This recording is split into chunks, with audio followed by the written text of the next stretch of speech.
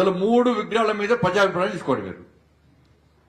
వాజ్పేయి గారి విగ్రహం పెట్టుడా, రాజీవ్ గాంధీ విగ్రహం పెట్టుడా, ఇంకేమన్నా ఏదో ఒకటి. కానీ మేము అంటున్నామా, అది మేము చర్చ జరుపుతున్నామా? కేసీఆర్ బతకాలి కదా పాపం, నేను బతకాల పాపం, నేను 2 నెలలు బతకాల మేము కోరుకుంటున్నాం. వ్యక్తి తెలంగాణ మనోడు మర్చిపోయానండి.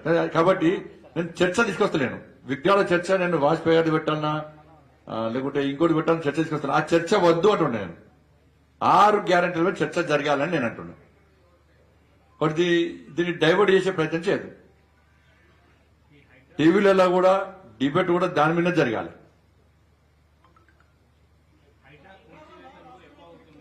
దానిలో సగం మంది కాంగ్రెస్ లో ల్యాండ్స్ ఉన్నాయి. దానిలో ఇప్పుడు చిన్న చిన్న గుంటలు గజాల జాగున జోలికి పోతురు కానీ 5 ఎకరాలు 10 ఎకరాలు పెద్ద ఆసాంలో జోలికి మాత్రం పోతలేరు. దీని వెనుక తతంగం అంతా వేరే ఉన్నది. మళ్ళా అంత కలెక్షనే.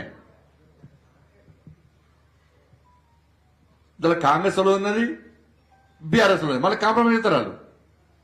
ఇచ్చి పుచ్చుకునే ధోరణి మీద, అది ఇచ్చి పుచ్చుకునే ధోరణి. కాబట్టి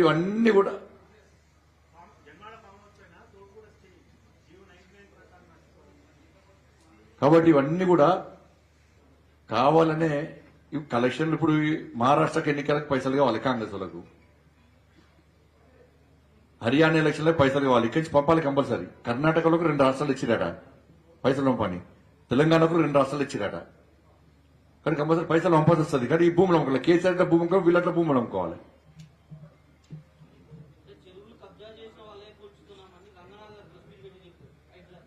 ప్రెస్ మీట్ ఆ రంగనాథ్ సార్ నాన్న కూడా పెట్టిండు సార్, రాసిస్తే పెడతారు, ఏమున్నది, నాన్న కూడా పెట్టిండు సార్ ప్రెస్ మీట్. ఏం లేదు, నోటి ఎనిమిదితో ఊరుకాడు ఆయన. చాలా సంసారి బాగా, చాలా మంచివాడు, అమాయకుడు పాపం. మాట్లాడడానికి అకలు ఉండాలి, నకలు కొట్టడానికి అకలు ఉండాలంటారు, మాట్లాడడానికి ఉండాలి. ఈయన ఫామ్ హౌస్ కదా, ఈయన ఫామ్ హౌస్ డ్రోన్ వేయని రేవంత్ రెడ్డి మీద కేసు పెట్టి ఈయన ఫామ్ హౌస్ కదా. మరి కేసులు పెట్టిన రేవంత్ రెడ్డి మీద ఇప్పుడు నీ ఫామ్ హౌస్ మీద డ్రోన్ ఎగ్రేషన్ అని చెప్పి రేవంత్ రెడ్డి గారి మీద కేసు పెట్టినావు. మరి ఎవరి ఫామ్ హౌస్, అప్పుడు నీ ఫామ్ హౌస్ అని కేసు పెట్టినావు కదా, ఎందుకు పెట్టినావు మరి? ఇప్పుడు లీజ్ అప్పుడు నీ ఓను.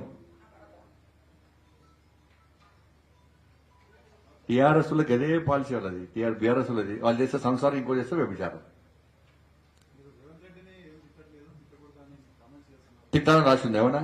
ఎక్కడ మొన్న గోపాటు మొన్న విమర్శించినాం. ఇప్పుడు విమర్శించేది ఏది? కాంగ్రెస్ పార్టీ విమర్శిస్తే ఎవరు విమర్శించారు? హైడ్రా విషయంలో మాట్లాడారు, ఎవరు మాట్లాడినా? బీఆర్ఎస్ బీజేపీ ఒకటే అన్నారు, ఎవరు మాట్లాడారు? కేసీఆర్ గారు ఏమవుతాడు? గవర్నర్ అవుతాడు, లేకపోతే ఇంకో ఇతను మాట్లాడేది ఎవరు? నేనే కదా. వాళ్ళ కళ్ళు చూపుతాడు, నేనే. ఆయన బీఆర్ఎస్ వాళ్ళు చెప్తే నేను మాట్లాడాలి, నా లీడర్ రాదు బీఆర్ఎస్ వాళ్ళు. మా అమిత్ షా గారు, మా నడ్డా గారు, మా వాళ్ళు చెప్తే, మా కిషోర్ గారు చెప్తే మేము మాట్లాడుతున్నాం. వాళ్ళు చెప్తే వాళ్ళు నాకు అడ్వైజ్ చేయడానికి తిట్టుకోరు వాళ్ళు తిట్లు అన్నది విమర్శ అంటారు అన్న, వాళ్ళేమో తిట్లు అంటారు.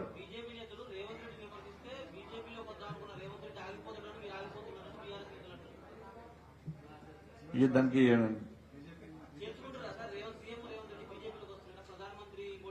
నరేంద్ర మోడీ గారి నమ్మి, భారతీయ జనతా పార్టీ సిద్ధాంతాలు నమ్మి ఎవరు వచ్చినా కూడా మంచి వ్యక్తులు అందరూ చేసుకుంటాం మేము. ఎవరు వచ్చినా కూడా అదే.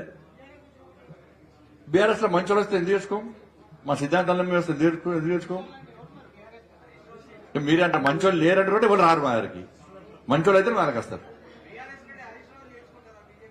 ఎవరు వచ్చినా చేసుకుంటాం, మంచోళ్ళు వస్తే చేసుకుంటామన్నా. మంచోళ్ళు వస్తే గ్యారంటీ చేసుకుంటాం. మంచోళ్ళు ఎవరో చెడ్డోళ్ళు మీకు తెలుసు కదా. అట్లా ఎవరుంటే మీరే పంపురు మంచోళ్ళని, చెడ్డోళ్ళని కాంగ్రెస్ పార్టీ పంపురు. అది మా కిషన్